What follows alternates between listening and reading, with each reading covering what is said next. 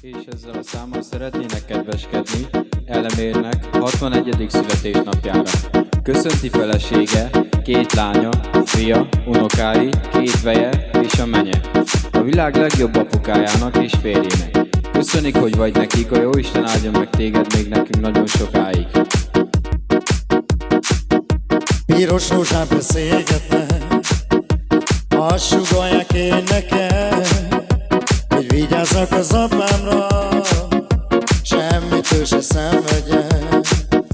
Piros rózsán beszélgetnek, azt sugallják én nekem, hogy vigyázzak az apámra, semmitől se szenvedjen.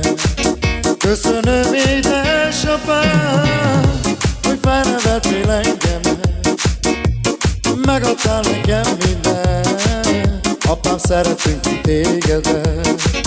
Köszönöm, édesapám, hogy felnevettél engemet, és megadtál nekünk minden, te vagy nekünk az életünk.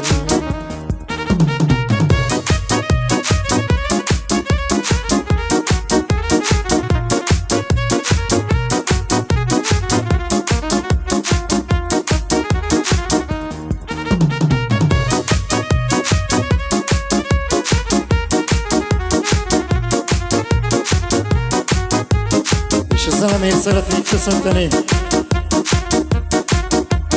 a 61. születésnapjának kedves gyerekei és a kedves feleségei. Áldja meg a Jóisten erőben, egészségben, boldogságban, csak a jobban. Piros rózsán beszélgetnek, azt sugallják én nekem, hogy vigyázzak az apámra, hogy semmitől se szenvedjen.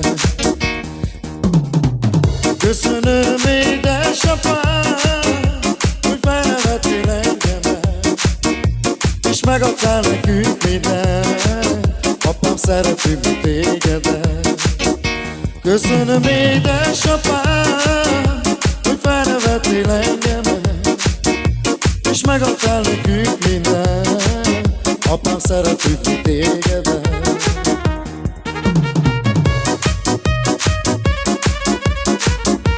És erőben, egészségben, boldogságban szóljon az Elemérnek,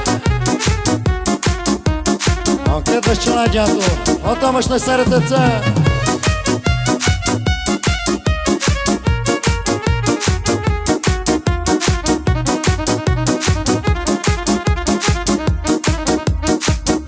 Piros rózsák beszélgetnek, azt sugallják én nekem, hogy vigyázzak az apámra, hogy semmitől se szenvedjen.